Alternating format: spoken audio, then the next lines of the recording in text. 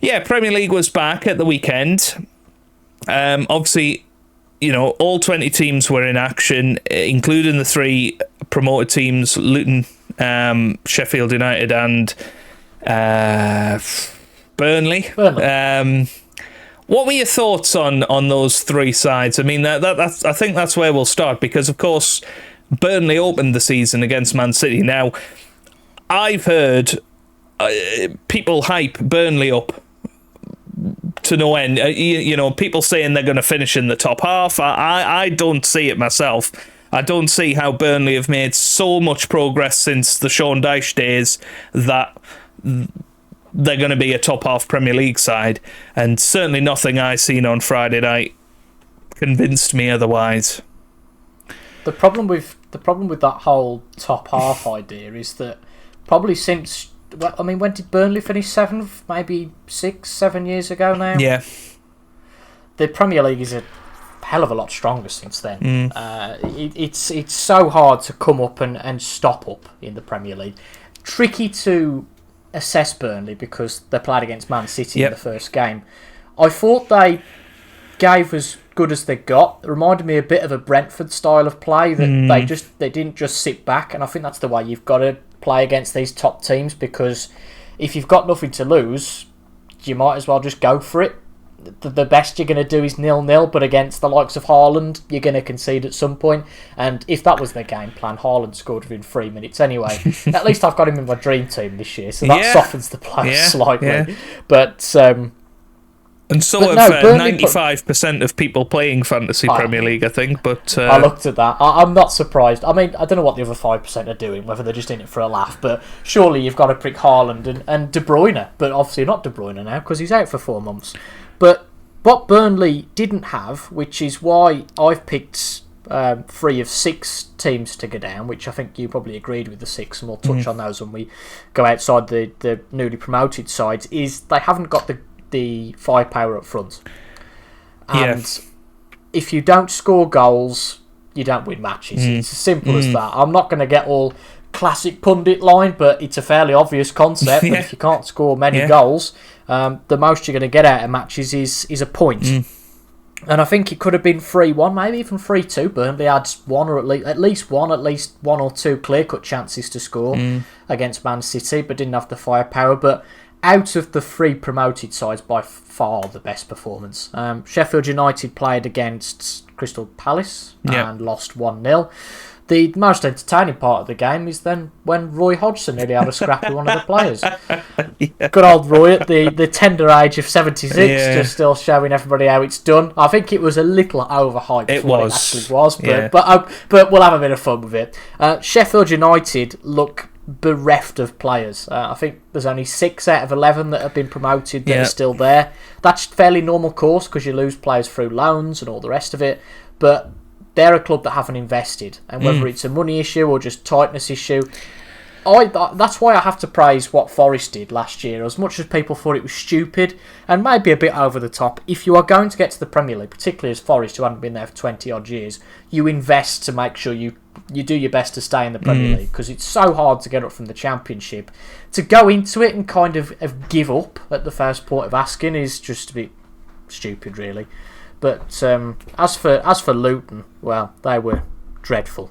Yeah, could have easily been double figures for Brighton. And again, Luton's a tricky one because Brighton are a tricky side to rank because they did so well last year, and maybe they're going to have, ironically, a bit, not so much, but we all remember Sheffield United had a great season when they first came up and then got relegated. I don't think it's going to be that far for Brighton, and Brighton have got European football, but Brighton are another team that's going to be difficult to rank these first couple of games before everything gets really started. But that being said, Luton were just wide open, and I think if they keep getting beat 5 or 6 or 3, 4, 5, it's going to demoralise the players very quickly. What you need when you come up in the Premier League is points quick. I remember with Forest, the first 12 games last season, they only got 5 points, and I think everybody thought they'd gone. And Forest probably had the players coming through and Steve Cooper moulding the squad together to bring that about, but if the similar thing happens to Luton, I can't see them recovering from that. But on the positive side, it's great to see Luton here. I don't think anybody is backing them to stay up. Except me. But that's. I mean, Forest to go down and Luton to stop up. What a stupid prediction. Yeah. That's about the fourth time I've mentioned it. But you know what? It's one of those things that's so ridiculous it might just happen because there's absolutely no pressure on them because everybody thinks they'll go down. So if they're not being battered 3 or 4 every week, that's good for them. The problem for them is that there's no easy games in the Premiership anymore. You don't go to anywhere and think, oh, an easy 3 points here. And even with the sides that have come up, maybe Burnley are a step above Sheffield United and Luton. But I think this year it could be a clean sweep for who goes down because if you look at who's stopped up, 2 of the new promoted sides, Forest and Bournemouth, those are 2 of the 3 I was placing in my relegation fight. The other side was Wolves. And I know you said that Wolves nearly beat United and you weren't that impressed, but my God, I never said I wasn't impressed. I'm just saying, let's not get carried away. I think people including myself then, are getting carried away with Man United because Man United were awful. Yes. I think that anybody, if that was Brentford or Brighton or Villa, 3-4-0. I think easy. I think that the thing for me, right, Erik ten Hag, this time last year, they lost the first 2 matches very comfortably under Eric. And I think people got very carried away about how good a season Man United had last year. I think they were very, very fortunate that Tottenham, Liverpool, Chelsea had pretty terrible seasons by their standards. And, they didn't finish that far. I mean, they finished a couple of points ahead of Newcastle. They didn't finish that far ahead of Brighton or Aston Villa. Realistically, Man United didn't have that good a season. And I think it's skewed a little bit by the fact Man City had a little bit of an off-season last year. I say an off-season. They still got 89 points, but that is compared to 99, 98, 100 and whatever. So they were about 10 points down on where they were last season. So United were a bit closer to that than they would have been. I'm not convinced by Erik ten Hag. And this might be a famous blunder of mine. Somebody timestamped one of our Tuesday Night Lives a few years ago. And both of us said this about Max Verstappen. About how he was equal with Carlos Sainz, and neither of us were particularly convinced that he was world champion material. So it could well be Erik ten Hag might lead United to an invincible season. They might win the quadruple this year, and people might be coming back to this video and saying you are a muppet, and I would agree with you in that instance, but I cannot see that happening. I think the hype is too much for Eric. I think they've not been a very good side, actually, for many years.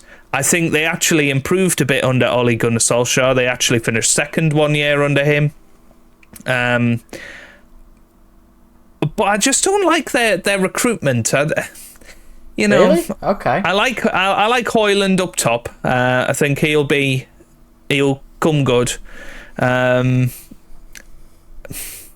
This summer they've done all right in the window, but it's been a failure over many years. I think that the Fellainys of this world being brought to Man United a long time ago. I don't think they've improved much from that level of signing. Casemiro is obviously a good player, but he's old. He's not going to last forever in midfield. He is, but then Thiago Silva's 39 and he's an absolute rock in Chelsea's defence. I don't want you to take the FM approach of when they get to 25, they're too old. No. You know me, Toby. I am all for signing a 37-year-old striker. I'm fine with that, but I just feel United's recruitment over the last few years has been dreadful. I think they've improved a bit this summer. They need another couple of windows to be anywhere near where Man United should be, in my opinion. So yes, they were pretty awful against Wolves. They still won. They were pretty awful. But I think that's par for the course for United over the last 12 months. I think people were getting very carried away. I think after 2 matches, they were saying, wow, Eric Ten Hag's going to beat Frank de Boer's record here, and he's going to be out the door by the end of August. But he got a third place finish in the Premier League. Should have been fourth, really. I think Newcastle should have finished third last season. Yet to be convinced. Interesting. I do think it was definitely just an early season thing where they looked a bit lethargic, but I think on the other hand, they definitely underestimated how good Wolves were going to be. And whether that is a new manager bounce with Wolves, it's very difficult to tell. But the back line and the midfield played brilliantly, but Wolves have such a lack of firepower up front, which is why I put them in the relegation battle. They've lost Raul Jimenez, who after his head injury hasn't been the same player. He looks okay for Fulham the other day, but yeah, he did, ironically, but he's not going to be the level of Mitrovic. I'd be amazed because I don't think he'll ever be the player that he once was. Similar to the whole Stuart Broad scenario, really, in cricket with his batting. But the big talk with Wolves is that Fabio Silva's come back from his loan deals, the famous youngster that signed for 35 million a couple of years ago and has done nothing but out on loan and done decently. So he's the only potential saving grace. But I do worry a bit for Wolves. But I think that, you know what, with Gary O'Neill in charge and what he did with a Bournemouth side that, like Luton, everybody had written off, I'm a bit more positive about Wolves now because it seemed they played very much in the Bournemouth style of play that they played last season, and it served Bournemouth well. So yeah, I think that Wolves might just be all right. And with that 6-side group, there's I can't see it, but there's always one that you don't expect. Maybe an Everton, maybe a Fulham.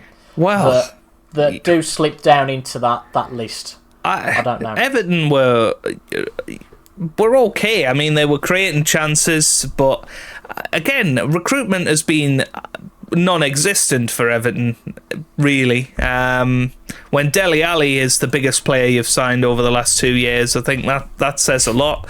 I just don't understand that the bottom half of the table sides this year, I think any of 10 could go down, to be honest. I think anywhere up to West Ham, really. Crystal Palace, we're assuming they're going to be solid, but they'll probably just about do enough. But I honestly think it's going to be incredibly close in that bottom 10, and you get on a bad run at the wrong time, and I think you're out of it.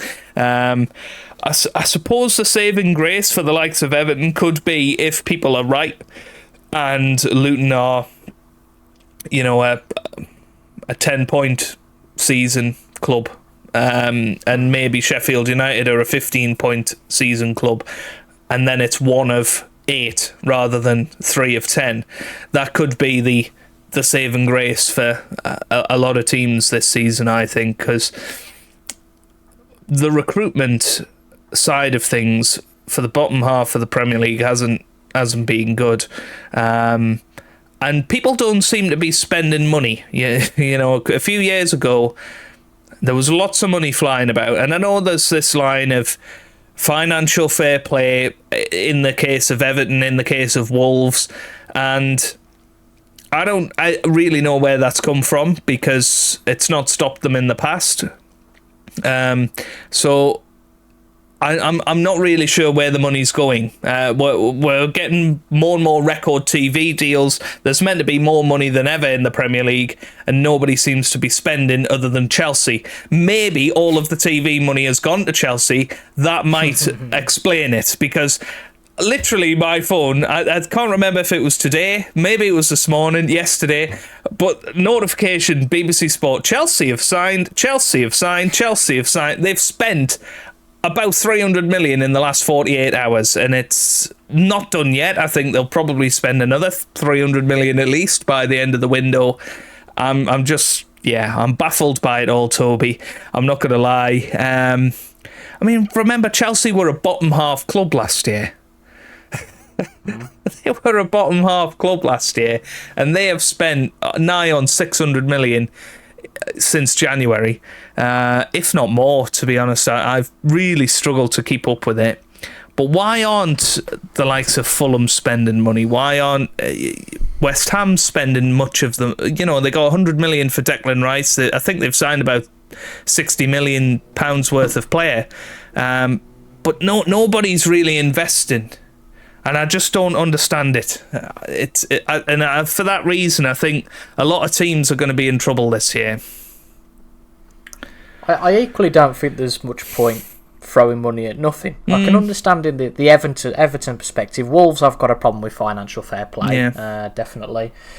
Everton, I can kind of get. The likes of Palace, though. Palace have got some very good players coming through. I think they've got more than a solid side to come through. I think that they lost Zaha in the summer, but they've got Eze, who could rise to the occasion, albeit Michael Elise, he's funnily enough potentially going to Chelsea, I think. Yeah. Chelsea! Wasn't there something like 25 million? Or I'm like, this is crazy money. But 25 million seems like a bargain, because Chelsea have just absolutely blown 110 million on Caicedo, which I just don't get it. I'll tell you where the first problem comes from. The midfielder market has been blown open massively by Declan Rice going to Arsenal for £100 million, because there is no way in my mind, and I'll keep saying it, and I don't care about being proven wrong, Declan Rice is not an £100 million player. He's a good player for West Ham, but is he a top player? I'm yet to be convinced. I don't think he is. So for him to be valued at 100 million, for me, he's probably a 50 or 60 million pound player. So then when my club, Liverpool, had supposedly had a bid accepted for Moises Caicedo for 115 million, I didn't want him. I know that Liverpool need a midfielder, but I thought that is a ridiculous amount to pay. Fortunately, Chelsea came and saved the day, and then they've gone and signed another midfielder that Liverpool were after, from Lavia from Southampton. This is the other thing. What on earth is going through Caicedo's mind that he joins Chelsea over Liverpool at this point? Wages? Possibly, yeah, possibly. But, Chelsea have done this for years and years and years. They sign, they'll have 40, 50 people in their squad. Half of them will go out on loan. I mean, Lukaku is still a Chelsea player. That is what's bonkers about this situation. Why is Caicedo not going to Liverpool, where he's going to presumably get 30, 40 games this season in that Liverpool squad? I think he's the type of player that will fit straight into Liverpool, because that's exactly what they're looking for. Chelsea have about 100 different options for Caicedo's position. It doesn't seem... I mean, I'm just thinking about the football manager aspect of this, trying to register that squad, Toby. I mean, how the hell do you register that squad? There's certainly not 8 English players in there. So, you're already down to 23, 22. So, it's... I'm baffled by Chelsea. I'm baffled by this line of financial fair play for so many clubs, when it's not really been an issue over the last few years. Wolves have, got rid of a lot of good players, not brought anybody in. I know Gary O'Neill was asked about it on Sky, and he just sort of changed the subject. He never said anything. So, but Wolves spent 185 million last year. Which you might not think is massive, but they spent that amount of money. So ultimately, you got to be careful. Wolves' biggest problem is they had the chance to sell Ruben Neves last year for 70 or 80 million was being quoted to United and other clubs. They should have took it while they could, because Ruben Neves is probably, in my mind, a similar price range, maybe a bit lower than Declan Rice. So in today's market, for Neves to only go for 40 rather than the 100 that Declan Rice went for is ludicrous. Now, if they'd have got double the money for Neves, they wouldn't have had to have raised as much money on additional transfers of other players. So Wolves did spend the money. They have spent the money in previous seasons, but maybe they have invested well. I think Matheus Cunha was their record signing in Jan from Atletico Madrid for 40 odd million. So from a Wolves perspective, they have invested. It's not like all the fans can cry and say, well, we haven't spent any money for 3 years. Well, I think that another degree to this as well, which people are forgetting, is financial fair play is judged on a 3 year rolling graph. And obviously in 2020 to 2021 season, we were impacted by COVID. That didn't help match day takings and all the rest of it. I know that TV money is a big thing now, but why this doesn't affect the big clubs as much, obviously, is that Champions League or European football brings a massive amount in, and that's what could hurt Chelsea if they're out for a sustained period. But I'm not going to explain it, but I don't like the guy. But Simon Jordan on TalkSport did a very good overview of how Todd Bowley is beating the FFP rules, and that was very interesting. If you're interested in economics, if you're not and it bores the pants off you, then don't watch it. But all I'm saying is, what Chelsea are beating the system and doing quite a good job at it. But I mean, it's only going to go one way for Chelsea, isn't it? And it's none of them end well, I don't think. People criticise Roman Abramovich, but I think we're in a very different scenario with Todd Bowley. And he had 3 managers last season. Don't think Abramovich ever had that, to be fair. 3 managers in a season. It's an interesting season to come for Chelsea. I do fancy them to finish top 4, actually. I think because they've got no European football, I think that's going to be massive come the end of the season. But rather than ranting on about clubs at the bottom, which team impressed you the most this weekend? And if your answer's not Newcastle, then you're banned from the podcast. Chelsea. Yeah. Obviously against my lot, Liverpool, and for the first 20 minutes Liverpool dominated, and I had a little wry chuckle and thought this is going to be easy, and then Salah's second goal was ruled out, and it was okay. And Chelsea played excellently from then onwards. Liverpool couldn't have a kick, so I was massively impressed by them, and I think that Pochettino will start to get them going quite quickly. Something I did see on Twitter which I thought was quite funny, that I think a Chelsea fan had commented that, they said, I think we should be pushing top 4 this season. Somebody commented, well, you spent the best part of £1 billion, so I should bloody think you're pushing for top 4 this season. I mean, who spends that amount and then doesn't fit and then thinks, Champions League might be tough? It's a ludicrous situation, isn't it? But I think Newcastle would be the obvious answer. You know what? I think that Newcastle were maybe flattered slightly, and I think Newcastle played really well. But I think that Mings going off really hurt Villa, because Villa were very much in the game up to that point at 1 apiece.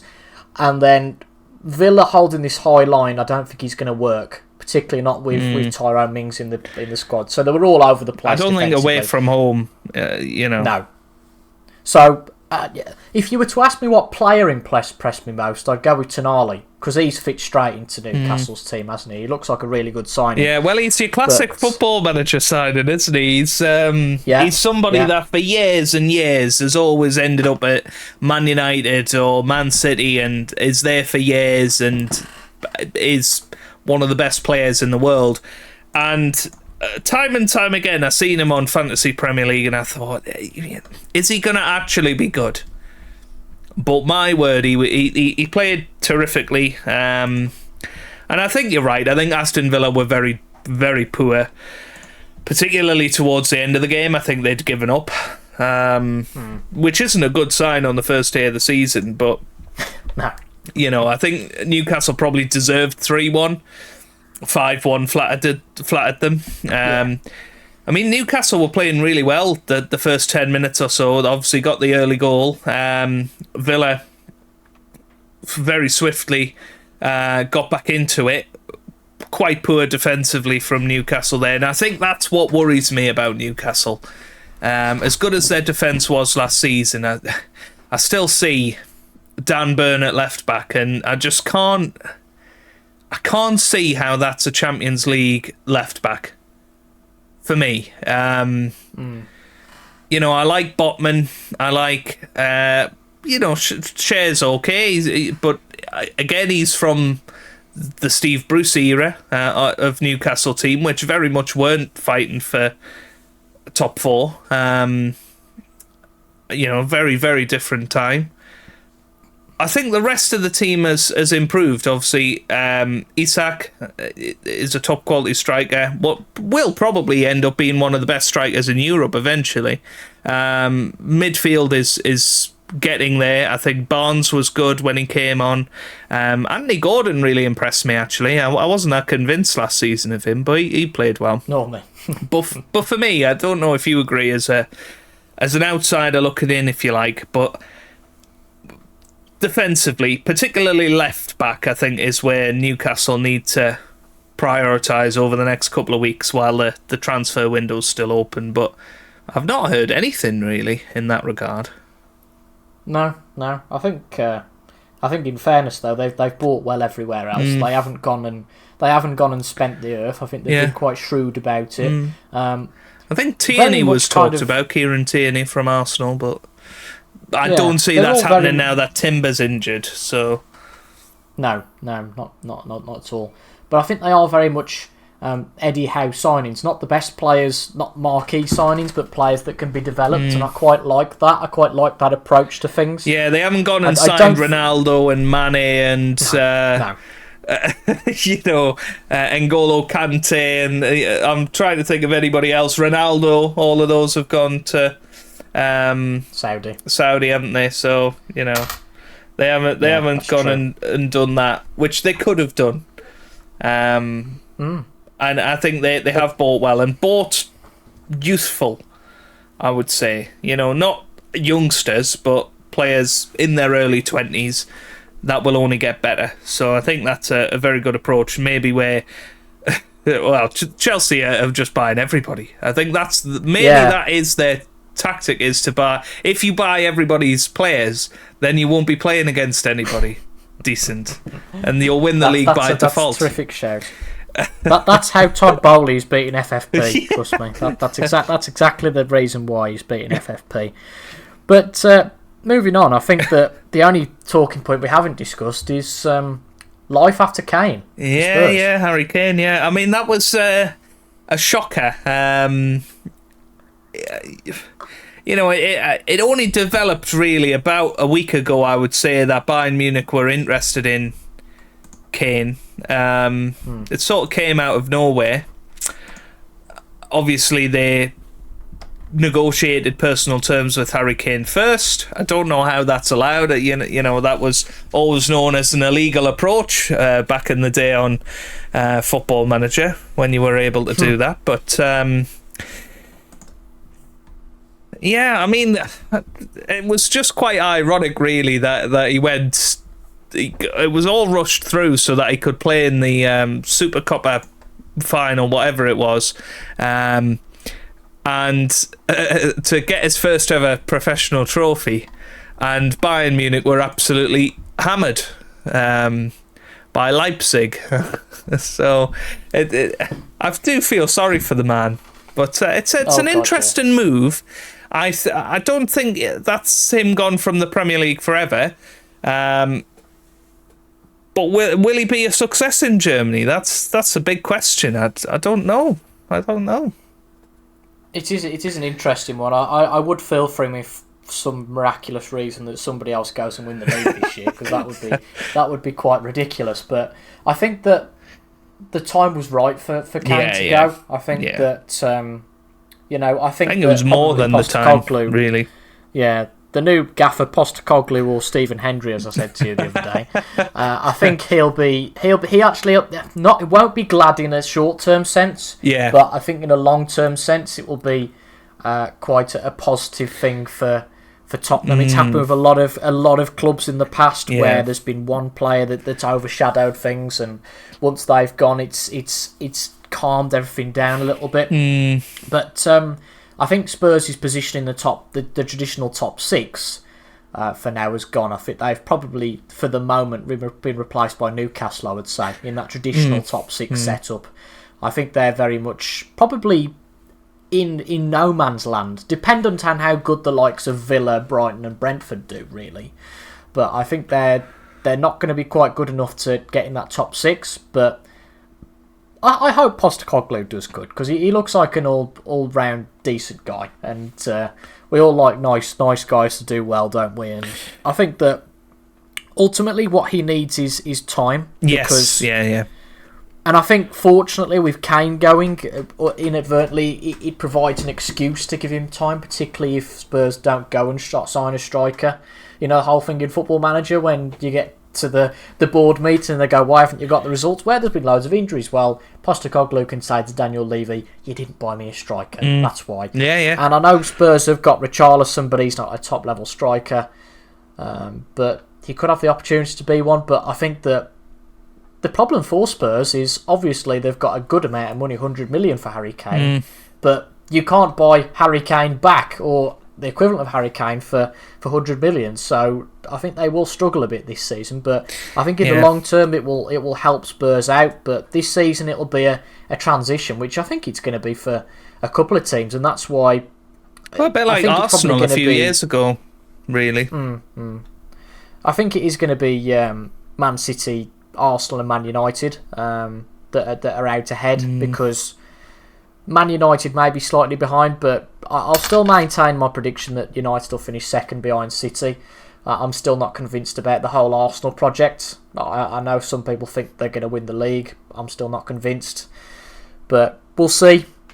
But I think a lot is dependent on if Arsenal can play the way they did last season. If they can, then they'll finish second easily. I think, at least. They were awesome at times last season, but the hardest thing is keeping it up, and that's what Man City have been so good at. That's what the likes of Liverpool and Chelsea have not been so good at. I know Liverpool had a few years where they were at a very high level.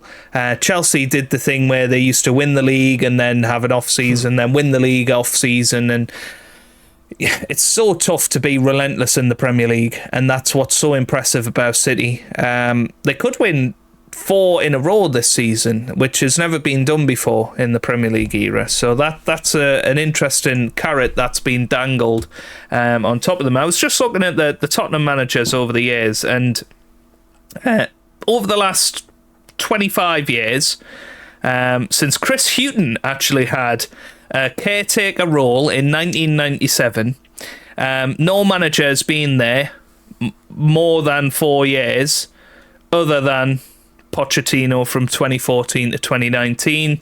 Harry Redknapp was there for 4 years, 2008 to 2012, and the next best is Martin Jol, who was there for 3 years from 04 to 07. So I think you're absolutely right in what they need is time now, and I think a good 3-4 years to build something, build a project, build his team, because there are some really good players in that Tottenham team, and you can mould that team into a really top quality side. A bit like Eddie Howe has done at Newcastle.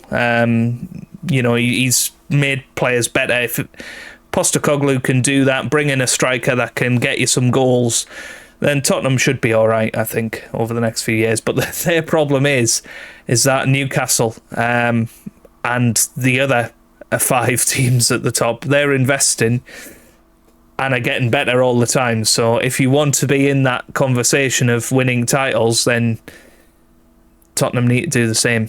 Yep. Which I don't know if you remember back this far, Toby. You would have been very young, but when Arsenal got a new stadium in 2007, they had a few years where they had to sell their best players, like Fabregas and Van Persie and Adebayor and Nasri, all of those players. And Tottenham might be going through a bit of a similar phase at the moment because obviously they've got their brand new stadium. I think it takes a few years to really secure yourself financially again after something like that. So that's something to consider going forward. But it should be an exciting season. I think City will probably win the title quite comfortably again. I'm not sure they'll win the treble again, though. They might win the Champions League again, but I don't. The domestic cups, are they going to realistically care about those as much? I'm not entirely sure. I think last season it was a fluke of the draw, really, that they managed to get through to the FA Cup final quite comfortably and win that in the end. And I don't think that's something you can sustain every year because of the nature of the FA Cup and the nature of the Carabao Cup. Yeah. They could face Liverpool away in round 3 and go out there because they're playing a top quality side in round 3. Whereas that would never really happen in the Champions League. That's why I think they've got a better chance of winning that. But you got anybody you want to watch out for this season in terms of teams who are you tipping to maybe surprise a few? Forest. Definitely. Where are they going to finish? Definitely surprise. Where are they going to finish? Definitely surprise you. Yeah. I don't know, actually. I think that it is early days. I think that the usual suspects have kind of... I feel like a lot of the predictions are very heavily weighted on last season. The whole Villa thing is very heavily weighted on last season, and obviously Arsenal as well, being up there. So I think Chelsea there not being up there. That's true, yeah. I just think it... I mean, Sunday accepted, because I think if you take everything off the first weekend, it'd be pointless as well. But I think Chelsea will have a transitional season. That's why I wouldn't have predicted them to finish in the top 4. But no doubt, Europe will help them. You know what? I'm going to go with West Ham. Certainly based on your last year's performance, I feel like a big improvement should come from West Ham this year with the quality of player they've got. And talking about some of the midfielder prices, to have picked up Ward-Prowse from an albeit relegated Southampton 30 million adds something to that squad. And that they've got some real stars at West Ham. I think Jarrod Bowen's an excellent striker. Obviously they've got James Ward-Prowse now, but they've got quality pretty much everywhere. I would have liked to have seen Harry Maguire go there. I think that's exactly the. I think he gets a lot of stick actually that he doesn't deserve. But I wouldn't actually mind Newcastle going in for Harry Maguire. I think for the sort of money that was being touted, 30 million. I think a lot of teams could get a lot of mileage out of a Harry Maguire type player. Yeah. So I was a bit gutted to see that he didn't go to West Ham. I thought that was a perfect place for him, really, especially the way West Ham play. But again, they've got Europa League football this season, so that's a big ask, I think, for a team that small to go and perform in the top 10 again, and I think that's what might get Brighton as well, as you've alluded to. But there's lots of interesting stories. I think my team to watch would possibly be Luton. I don't think they were as awful as people were making out. Brighton are a very fast attacking side, and I think that's almost as different as you can get from the Championship is a Brighton side that will just come at you like a ton of bricks. I think there will be times this season that Luton can go and get some points, particularly at home, because nobody's going to like playing there. And I think a little bit like Stoke many years ago. Stoke obviously made the Britannia an absolute fortress, and nobody liked going to Stoke.